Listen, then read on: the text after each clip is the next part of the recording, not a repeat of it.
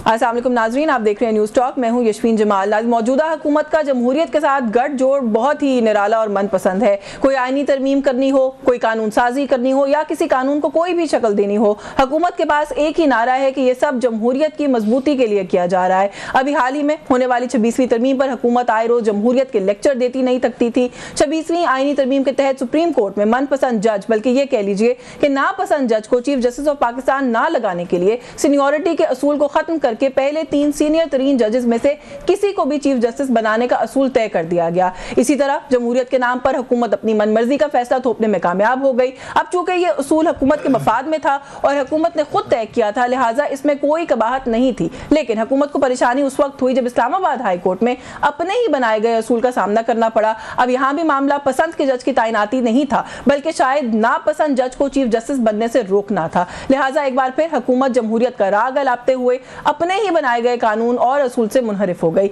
Islamabad high court के 3 senior तरीन जजेस में से एक को चीफ जस्टिस मुंतखब करने के बजाय हुकूमत ने सदर पाकिस्तान का कंधा इस्तेमाल करते हुए दीगर हाई कोर्ट के जजेस को तैनात कर दिया ताकि मनपसंद जज चीफ जस्टिस बने या ना बने, लेकिन नापसंद जज हरगिज चीफ जस्टिस नहीं बनना चाहिए। जमहूरियत की तशरीह हुकूमत की जानिब से पहली बार सामने नहीं आई है, बल्कि इससे पहले भी हमने देखा कि प्रैक्टिस एंड प्रोसीजर बिल के तहत बेंचेस बनाने का इख्तियार चीफ जस्टिस ऑफ पाकिस्तान से लेकर सुप्रीम कोर्ट के सीनियर तरीन जजेस पर मुश्तमिल 3 रुकनी कमेटी को दिया गया। लेकिन फिर जब इस कमेटी में हुकूमत को अपना पलड़ा हल्का महसूस होने लगा तो एक सदारती ऑर्डिनेंस के जरिए इस कानून में तरमीम करके चीफ जस्टिस ऑफ पाकिस्तान को कमेटी का तीसरा रुकन मुंतखब करने का सवाबदीदी इख्तियार दे दिया गया, यानी अपने ही बनाए हुए कानून से फिर से इनहराफ। इससे पहले भी हुकूमत कई बार अपने ही बनाए गए कानून की खुद नफी कर चुकी है। 2023 में इलेक्शन एक्ट में तरमीम के जरिए रिटायर्ड जजेस को ट्राइब्यूनल में तैनाती के कानून को खत्म किया गया, लेकिन 2024 के इंतखाबात के बाद हुकूमत में आते ही रिटायर्ड जजेस को ट्राइब्यूनल की सरबराही का कानून दोबारा मंजूर कर लिया गया। इसी तरह नैब की बात कर लें, नैब के कानून में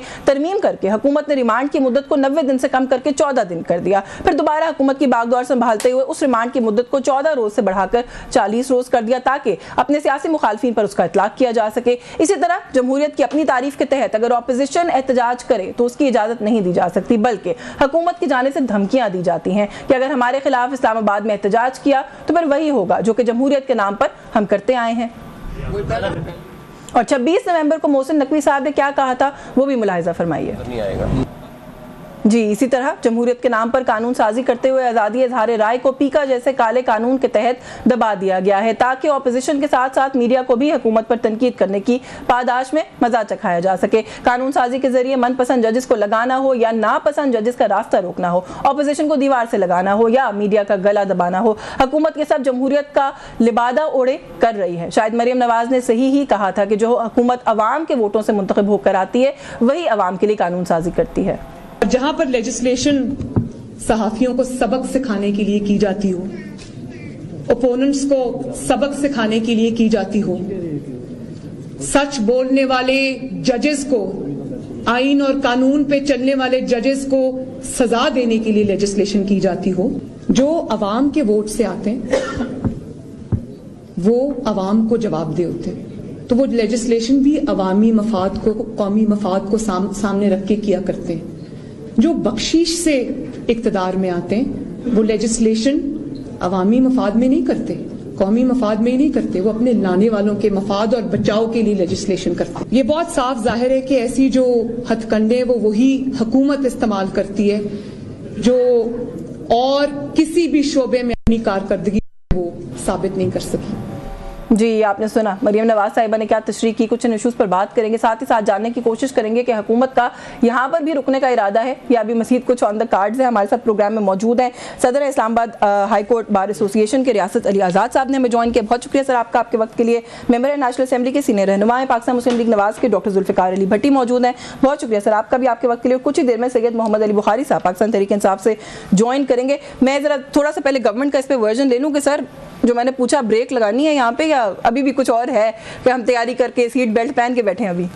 देखिए, कहानी बड़ी लंबी है। ये नहीं है कि जो जितनी लेजिस्लेशन हुई है वो सारी लेजिस्लेशन गलत है। मैं आपको बताऊं, अब पीका एक्ट की बात ही कर लें आप। पीका एक्ट मैंने भी सोशल मीडिया को भुगता है। ये तारीख गवाह है 2018 में जब हम विक्टिमाइज थे तो उस वक्त मेरे अपने घर में मेरी पोती के फंक्शन को मेरी बीवी को मेरी गर्लफ्रेंड बना के सोशल मीडिया पे इतना ज़्यादा लगाया गया कि यानी कि मेरी वाइफ को मेरी बीवी, मैं समझ रही हूँ, मैं एक वर्ष करूँ ना, मैं आपको यकीन से बात करूँ, मेरे अपने अंदर ये एक, आप ये नहीं है कि मुझे हमें किसी ने कहा है।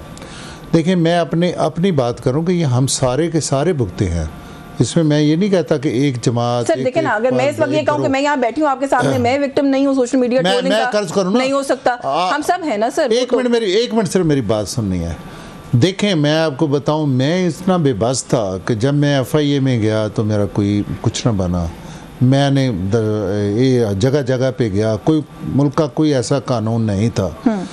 तो मैं समझता हूँ कि मेरी वाइफ जो थी वो किस टाइम की बात है ये मैं 2018 की बात कर रहा हूँ। तो सर 2021 में जब Pakistan Tehreek Insaf Pakistan media development authority बना रही थी, एग्जैक्टली यही चीज थी उसके अंदर। आप लोग क्यों एहतजाज कर रहे थे उस वक्त फिर? मैं आपको बताता हूँ ना, मैं तो उस वक्त असेंबली में उस वक्त बदकिस्मती से 3 साल नहीं था जिन्होंने ये तस्वीरें चढ़ाई। पार्टी तो एहतजाज कर रही थी ना। मैं बताऊँ मेरी बात, मेरी वाइफ जो है वो 6 महीने तक उसने अपना मोबाइल बंद रखा और 6 महीने तक वो साइकेट्री की दवाई खाती। I understand that। मेरी बात, अब ये चीज़ें जो देखें, कानून जो बनते हैं वो हमेशा आवाम के तहफ़्फ़ुज़ सर बख्शीश में आई भी हुकूमतें नहीं बनाती वैसे अपेरेंटली। अभी मरियम साहिबा ने कहा कि बख्शीश में हुकूमतें मिलती हैं, तब कानून साजी अवाम के लिए नहीं होती। ये एक आपकी लंबी एक बहस है कि कौन बख्शीश में आया कौन नहीं आया।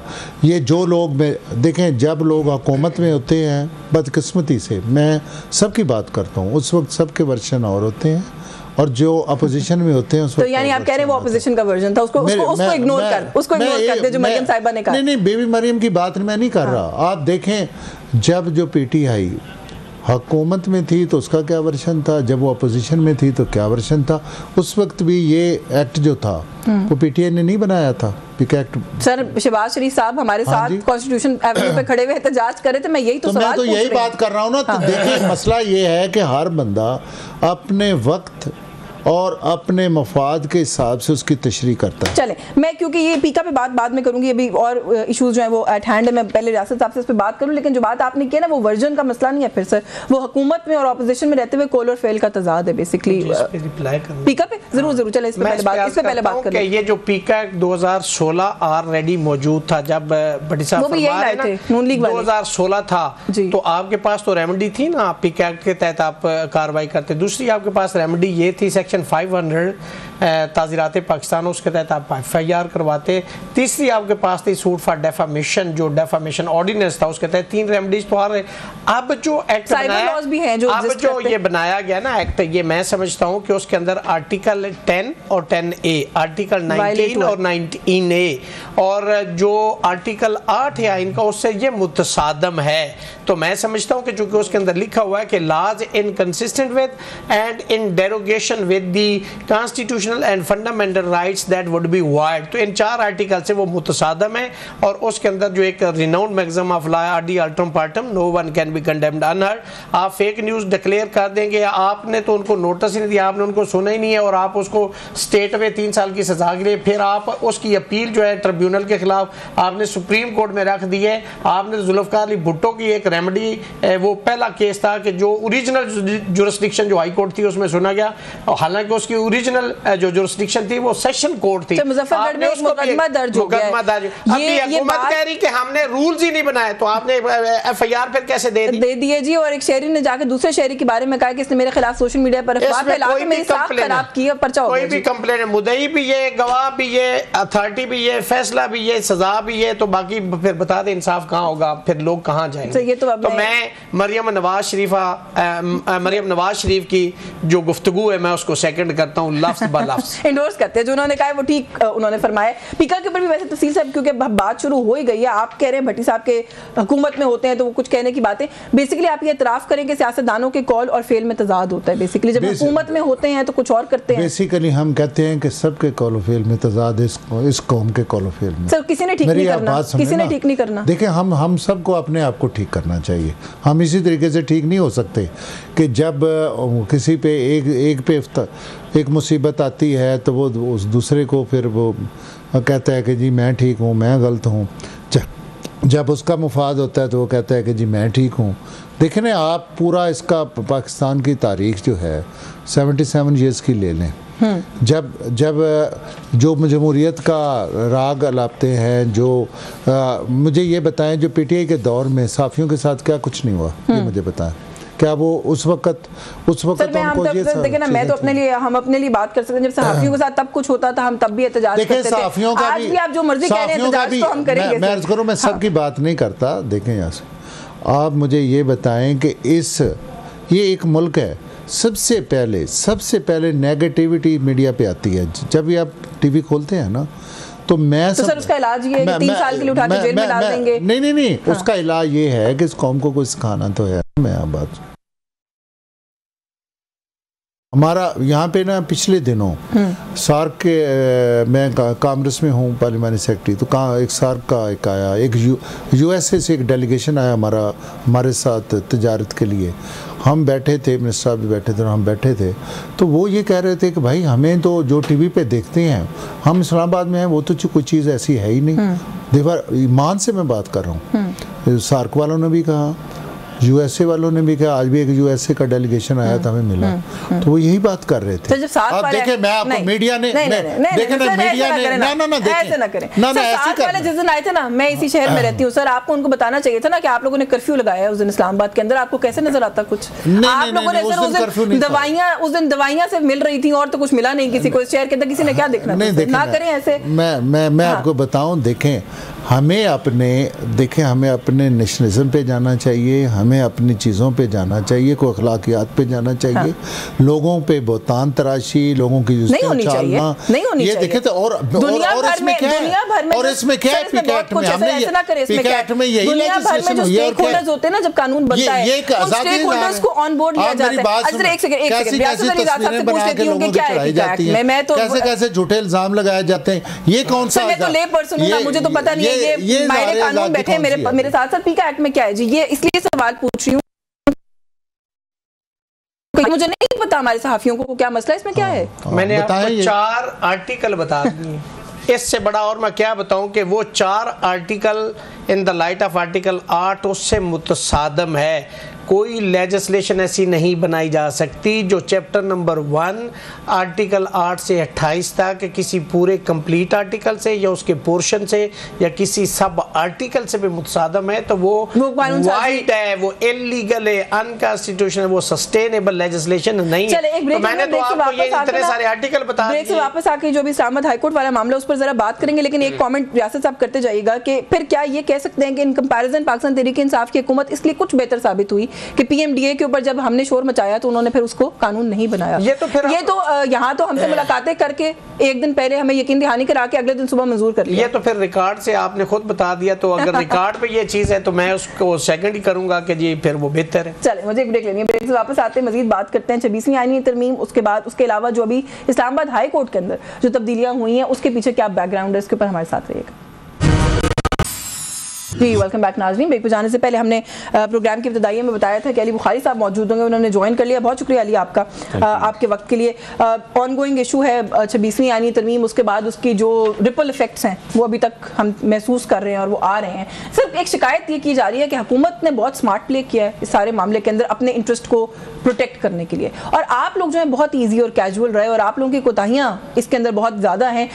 इस वक्त अगर कोई सियासी जमात है जो सारी मबनी है वकला पर, एक्टिव वकला के ऊपर, तो वो तो आपकी जमात है सर। 26वीं आईनी तरमीम वो आपकी नाक के नीचे करके चले गए, इस्लामाबाद हाई कोर्ट का मामला अब आपके सामने हो गया, आप लोगों को कुछ समझ नहीं आई। बिस्मिल्लाहिर्रहमानिर्रहीम, बहुत शुक्रिया यशवीन। देखिए यशवीन, आपकी बात को थोड़ा सा इस्लाह कर दूँ मैं इसके अंदर, बल्कि एडिशन कर दूँ। बात यह है कि जैसे 26वीं अमेंडमेंट की गई वो कॉन्स्टिट्यूशनल अमेंडमेंट थी, और जैसे लोगों के भाइयों को उठाया गया, लोगों की बीवियों को उठाया गया, लोगों की बहनों को उठाया गया, रात की तारीकी में अपने रूल्स जो 2007 के नेशनल असम्बली के रूल से वो वायलेट किए गए, जो 2011 के सेनेट के रूल से वो वायलेट किए गए, उसको आप क्या अमेंडमेंट कहते हैं? For the people, of the people and by the people. क्या वो कॉन्स्टिट्यूशन है जो लोगों के लिए बनाया गया? उसके अंदर 26th अमेंडमेंट जो की गई।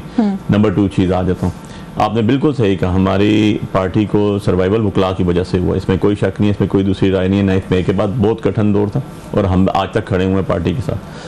लेकिन इशू ये है कि जब इस तरह का माहौल हो, इस तरह की अमरीयत वाला दौर हो, ये अमरीयत है ना, दिस इज डिक्टेटरशिप। और किसको कहते हैं आप? पार्लियामेंट जाते हैं, पार्लियामेंट को पूरे नहीं होते तादाद, तो आपने अभी तक जो है वो स्पेशल सीट्स का फैसला ही नहीं किया। अभी तक सेनेट जो है वो सेनेट जो है आपकी मुकम्मल नहीं है। केपी में आपने हमारी सीट्स होती थी, वो कराई नहीं, तो इसको मैं क्या कहूँ? उसको आप कोई रंग और कोई नाम आता है तो वो बता दीजिएगा। सो बात यह है कि हमने तो हर जगह हर फोरम पे जो चाहे हमारा बस चलता था with in the legal parameters हमने वो किया। अच्छा चले मैं थोड़ी वजाहत करती हूँ। सवाल इसलिए पूछी, वो 26वीं आईनी तरमीम का मामला जब चल रहा था ना, तो आप लोगों की उस वक्त कंसिस्टेंटली मौलाना से मुलाकातें हो रही थी। वो जो सपोर्ट वहां से मिली है गवर्नमेंट को मौलाना की तरफ से, क्या तजावीज दी आप लोगों ने लीगल मौलाना को? क्या उसका इतना बड़ा रिपल इफेक्ट आएगा, ये बताया था आप लोगों ने? बिल्कुल जी, हम तो पहले दिन से कह रहे थे। देखें, सबसे पहले जो 26 अमेंडमेंट की तो हुकूमत के जो लोग बैठे हैं ना, इनको भी नहीं पता था कि उसके क्या है, आपको याद हो क्या उसमें इंग्रेडिएंट्स क्या हैं, उसके कौन कौन सी अमेंडमेंट्स हो रही हैं, आपको याद हो तो पूछा गया था एक दफ़ा इसहाक डार साहब से कि जी वो आ गया है मसूदा, उन्होंने कहा मेरे पास नहीं है, लॉ मिनिस्टर से पूछ रहे हैं, वॉक करते हुए असेंबली के अंदर। और जब लॉ मिनिस्टर से पूछा गया, उसने कहा मेरे पास अभी तक पहुंचा नहीं है। सो एवरीवन नोस के जो है उसके अंदर इनकी क्या इनपुट है और इनकी क्या आउटपुट है और इनका क्या एक किरदार है। ये मैं हुकूमत के 2 सीनियर तरीन, एक जो है वो डिप्टी प्राइम मिनिस्टर की बात सुना रहा हूँ आपको, और एक जो है वो लॉ मिनिस्टर की बात बता रहा हूँ। और आपके मीडिया के तवसत से, मीडिया के अंदर ये चीज़ आई, मैंने कोई अपने पास से बात नहीं की। अब इससे आगे चले जाते हैं। हम तो डे फर्स्ट से कह रहे थे कि जी 26 अमेंडमेंट जो है ये एक जो है सारी चीज़ को यरगमाल बना लेगी। और आपने देखा इस्लामाबाद हाई कोर्ट में आपके प्रोग्राम में मैं कह के गया था जी कि ये मैलिस बेस्ड है, ये जो है बाइस्ड है। इसमें हुआ क्या, इसमें हुआ ये कि इसमें मोहसिन अख्तर कियानी साहब जो सीनियर प्यूनी जज थे, जिन्होंने चीफ बनना था, उनको उठा के आपने नीचे कर दिया। आपने जब कमीशन बना, कमीशन के अंदर आपने चारों सूबों से 4 सीनियर प्यूनी जजेस और उसके अंदर हाई चीफ जस्टिस डाले। इंटेंशनली इस्लामाबाद के तक आपने जो है वो नहीं डाला इसके अंदर सीनियर प्यूनी जज। नेक्स्ट इस पे आ जाऊँ कि ये सबसे पहले जो चीज़ें बाहर आई वो मौलाना फजल रहमान साहब के थ्रू आई। उन्होंने कहा, मुझे एक साहब आए थे वो 58 अमेंडमेंट्स बता के गए, और दूसरे साहब आए थे वो 89 अमेंडमेंट्स, एक मुस्लिम लीग साहब के और एक जो थे पीपल्स पार्टी के। तब चीज़ें पता चली कि ये तो फंडामेंटल राइट्स की हद तक भी जो है बहुत सी चीज़ें आई, और उसके बाद चलते चलते चलते यहाँ तक पहुंची। लेकिन ये मामला जहाँ तक पहुंच गया, इसमें बात यह है कि अब मुझे आप एज अ पाकिस्तानी और एक ऑनेस्ट टू गॉड होकर बताएं, हम इसको कैसे रोक सकते थे? हमने तो कोशिश कर ली, हमें तो हमारी सीट से नहीं दी गई, इसीलिए अगर सीट्स आ जाती तो हो जाती। हाँ, रोकने की हद तक तो खैर बात समझ में आती है। थोड़ा भट्टी साहब से पूछ लूं सर, जब चीफ जस्टिस सुप्रीम कोर्ट की तैनाती की बात थी, हुकूमत सर उस वक्त चीख के बड़े जोरों शोर से कहती रही कि सीनियरिटी के बजाय 3 सीनियर जजेस जो है उसमें से एक का इंतखाब जो है ये एक जमहूरी तरीका कार है, इसके अंदर कोई मसला नहीं है। इस्लामाबाद हाई कोर्ट की बारी आई तो ये सारा फॉर्मूला रिवर्स कैसे कर दिया सर आप लोगों ने? मुझे तो आपकी बात समझ में नहीं आ रही, क्योंकि ऐसा लग रहा है कि बड़ी सोची समझी एक प्लानिंग के तहत आप लोगों ने अदलिया के इदारे को टारगेट किया है और अब अपनी मनपसंद जो अरेंजमेंट्स हैं वो करने में मसरूफ है। शायद ये आखिरी उसके सिलसिले की कड़ी है। मैं इंतहाई माजरत के साथ, मुझे आप ये बताएं, मैं बड़े अदब के साथ ये कहूँगा कि जो अदलिया का किरदार है इस मुल्क में आज तक 77 ईयर्स रहा, वो आप किसी लिहाज से भी उस किरदार को जस्टिफाइड कर सकते हैं इन केस ऑफ जस्टिस? तो मैं तो सियासतदानों के किरदार को जस्टिफाई नहीं कर सकती। नहीं, मैं पहले उनकी बात, जिनकी ये वकालत कर रहे हैं, मेरी बात सुने। देखें, मसला ये है कि कौन किसको सूट करता है, ये इस रोले में पड़े हुए हैं। मेरी आप बात, इन्हें उस वक़्त नहीं नज़र आया। वही लोग देखो, यही इसी मुल्क में चीफ जस्टिस ने ये उसमें एक बंदे को कहा कि पूरे 3 साल तक आप आइन की अमेंडमेंट कर लें। आपको पता है वैसा बैठे नहीं हुआ, नजरिए ज़रूरत नहीं आए, सारी चीज़ें नहीं आई, कभी फायदा नहीं लिया आप लोगों ने। बाकी बात ये डिक्टेटरशिप नहीं है। देखें, असेंबली का असेंबली इलेक्टेड असेंबली का एक फोरम है, उस पर ये इनका काम क्या है, ये जाते हैं, ये जाके मुतबर्रक जो कागजात हैं जिन पे मोहम्मद और इनके अपने नाम भी लिखे होते हैं, वो कागज़ फाड़ते हैं और सिर्फ एक ही बात करते हैं कि इमरान खान को रिहा करो। चले वो तो जो भी बात करते हैं ना, आप इलेक्टेड असेंबली में बुला रहे हैं, आप कहते हैं जावेद लतीफ साहब कहते हैं कोई इलेक्टेड सिलेक्टेड नहीं है, ये सब एक सेटअप है। देखिए आप एक मिनट मेरी बात सुने, ये ना लेजिस्लेशन में हिस्सा लेते हैं, ना ये इनको किसी अवामी मसले से इनका कोई सरोकार है। ये सिर्फ असम्बली से बाहर आके सड़कों पे, मीडिया पे, और फिर अपना देखें, ये पार्टी का एक अपना एक नजरिया और अपना वो नजरिया सब मसले का 26वीं आईनी तरमीम थी जो आप बात करें, मुझे तो बात नहीं समझ, आपका पॉइंट क्या है मैं नहीं समझ पा रही। नहीं, मेरा पॉइंट ये है कि देखें असम्बलियाँ, हमने और क्या काम करना है, असम्बलियाँ लॉ बनाती हैं, लॉ में अमेंडमेंट करती हैं और उसको जो हालात होते हैं उसके मुताबिक उसमें अमेंडमेंट आती हैं। और ये अपना अगर ये अपोजिशन है तो उसमें हिस्सा लेती।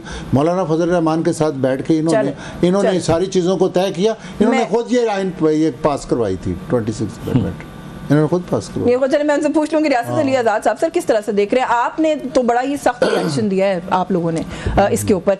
सुप्रीम कोर्ट बार एसोसिएशन खुशाइन करार दे रही है, वो सदर पाकिस्तान ने आइन के आर्टिकल 200 के तहत उसको इस्तेमाल करते हुए ये सारा मामला जो है किया है। कैसे आप लोग इसको कैसे गैर आइनी या इसके खिलाफ जितना आप लोग अभी एहतजाज 10 फरवरी की आपने कॉल भी दे दी है, क्यों इतना वो है? 26वीं तरमीम को हमने कहा अनकॉन्स्टिट्यूशनल है, और जिस तरह भट्टी साहब ने वहाँ पे स्पीच की थी ना जब ये 26वीं तरमीम पास, और भट्टी साहब ने एक आर्टिकल के ऊपर तकरीर की, ये गलत है, इसमें ये ऐड होना चाहिए, ये अमेंड होना चाहिए।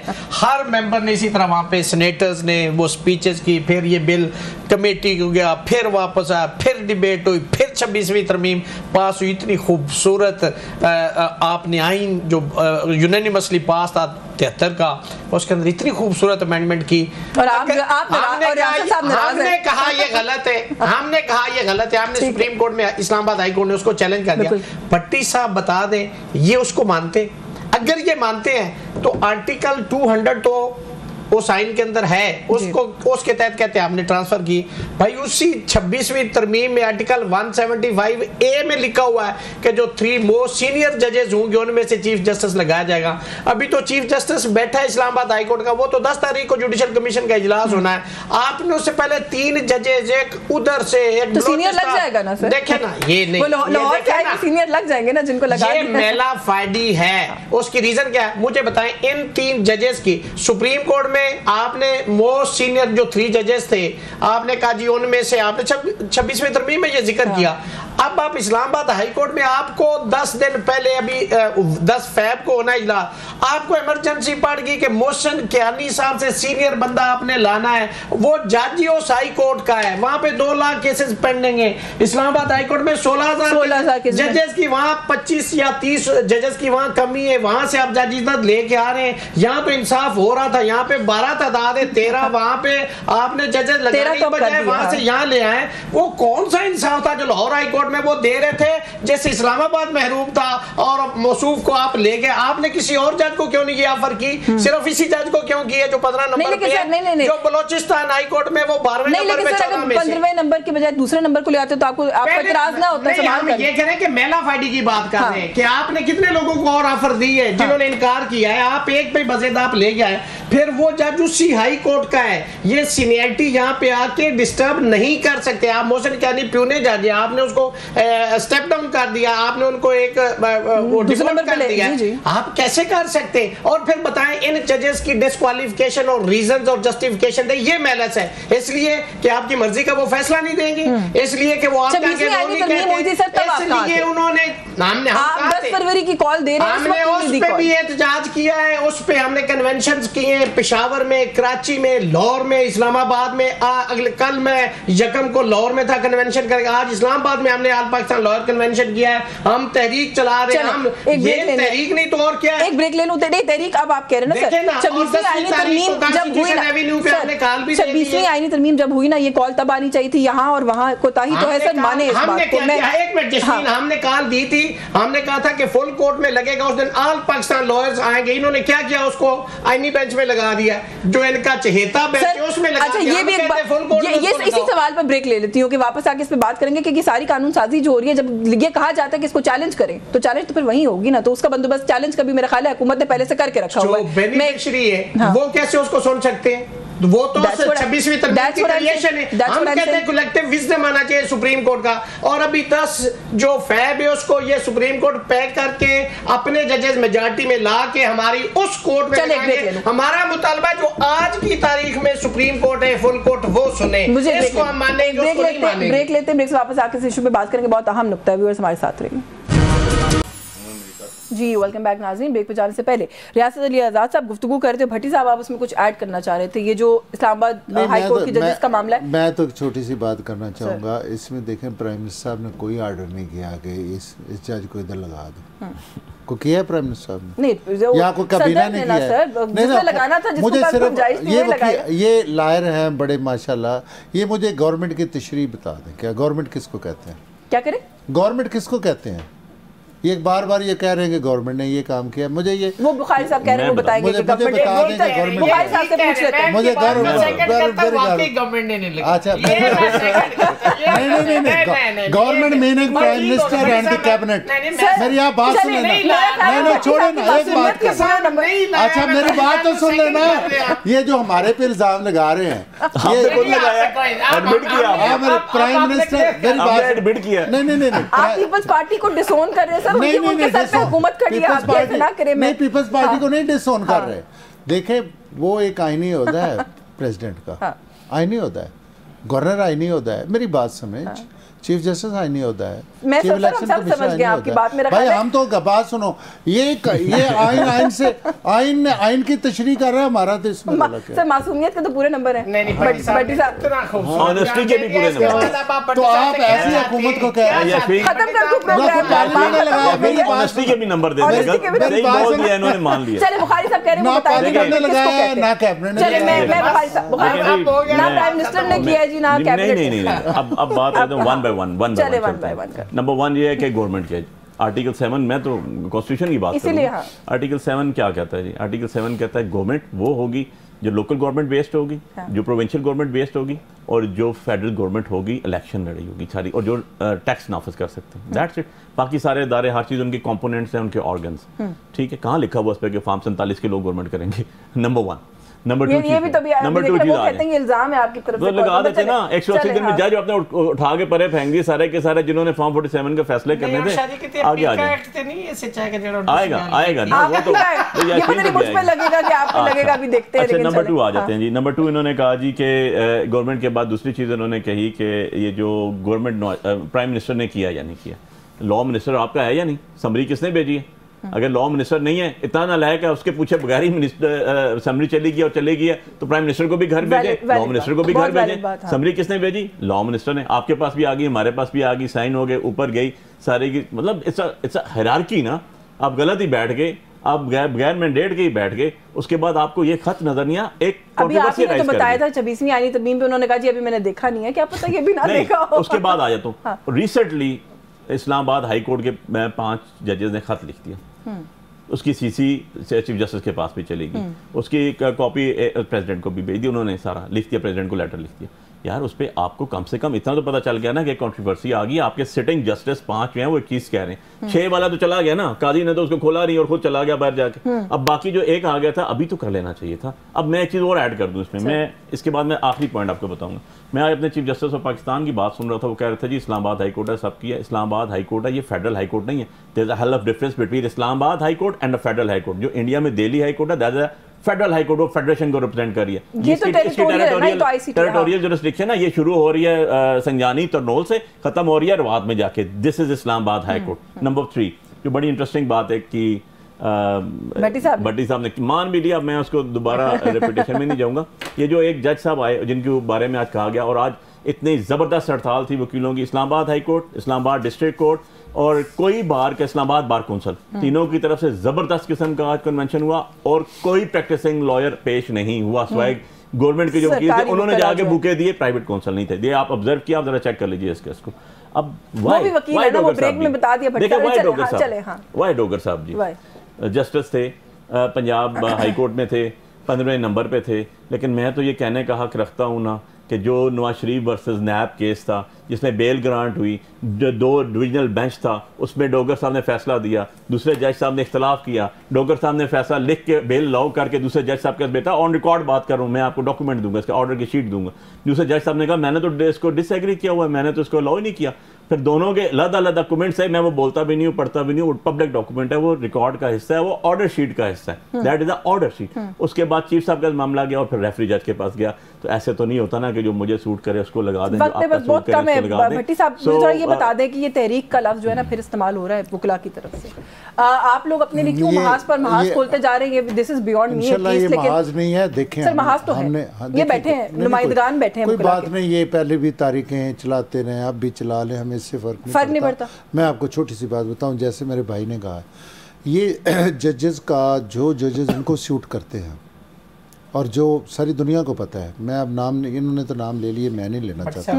मैं एक मिनट आपने कहा ना, एक सेकंड, जिसने आपको उठा के बाहर फेंका था, देखें वो आप अपने बारे में तहरीक चला के उसको बाहर फेंका। रस भाई आप जवाब, उसका जवाब दे देना, मुझे इसमें नहीं है। मैं आपको बात बताऊं, ये स्ट्राइक की बात कर रहे हैं ना, यहाँ पे मैं एक दफ़ा अपने वहाँ ना सरगोदा बार में गया, तो मैंने कहा उस दिन हड़ताल हुई थी, मैंने कहा ये किसकी स्ट्राइक है? एक हुकूमत एक यानी कि बना रही थी कि स्पीडी जस्टिस हो, तो मैंने वहाँ पूछा कि मैंने कहा तो फिर आप स्ट्राइक किस बात की कर रहे हैं? वो कहते हैं हम इसलिए स्ट्राइक कर रहे हैं तो कि फिर अच्छी वेले रहना है। ये तो बड़ी जल्दी आप यार मेरी आप बात सुने, ये स्ट्राइकें तो ऐसे करते हैं, ये स्ट्राइकें तो ऐसे कैसे करते हैं? मेरी आप बात सुन लेना, मेरी आप बात सुन लेना, और आपको वकील भी कोई नहीं मिलेगा। सरगोदा बार वालों एक एप्लीकेशन आ जाए भट्टी साहब के खिलाफ, ये आ जाए, ये पहली खबर। दूसरी चीज ये होगी कि आपके खिलाफ, आपके हक में वकील भी कोई नहीं पेश होगा, ये भी याद रखिए। देखे ना, ये धमकियां है ना, ये आप कानून की बात कर रहे हैं कि आप अपनी मैं ये स्ट्राइकों की बात कर, हर बंदा अपने मुफाद मेरे पास वक्त क्योंकि कम है, रियासत साहब वो कह रहे फर्क शर्त कोई नहीं पड़ता, आप तहरीक कर रहे हैं, क्या करेंगे? तो दूसरी बता दें मुझे। हमने तहरीक चलाई, वो कह रहे हैं करने के लिए कुछ मुशर्रफ के खिलाफ गवाह था उस तहरीक में, जो जजेस नजरबंदी केस था उसमें मैं मुशर्रफ के खिलाफ विटनेस था, लेकिन ये सारी पॉलिटिकल पार्टी और इनकी लीडरशिप बैरून मुल्क चली गई थी। लेकिन फिर भी इन प्रिंसिपल आपके साथ थे, उस वक्त आपके साथ थे। मैं वैसे करो, तहरीक हमने चलाई, हमने जजेस रिस्टोर करवाए थे, ये हमारे साथ थे। बेनिफिशियरी कौन थे उस तहरीक के?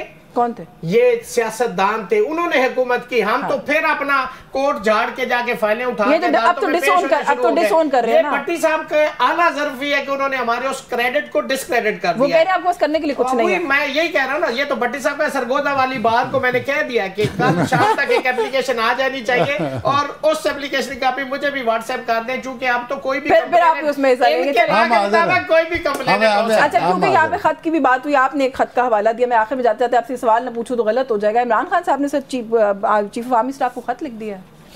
देखिए नहीं, मेरे इल्म में तो नहीं है। उनके वकील ने कंफर्म किया है। मेरे इल्म में जो खत आया था यास्मीन, फैसल चौधरी ने कंफर्म किया। फैसल चौधरी जवाब देंगे इसको। मेरे नॉलेज में जो खत आया वो खत था जो चीफ जस्टिस ऑफ पाकिस्तान को दिया गया। नहीं सर, ये चीफ ऑफ आर्मी स्टाफ के नाम पे खत है, और अगर इस खत की मंदरजात में आप तक पहुंचाऊं तो आप लोगों ने पिछले 2 साल 1.5 साल जो भी आप लोगों ने स्ट्रगल आपने कहा है कि आपने कैसे आपने सारी वो आपका क्वेश्चन आ गया ना, उसका मैं बड़ा सिंपल जवाब दे दूं।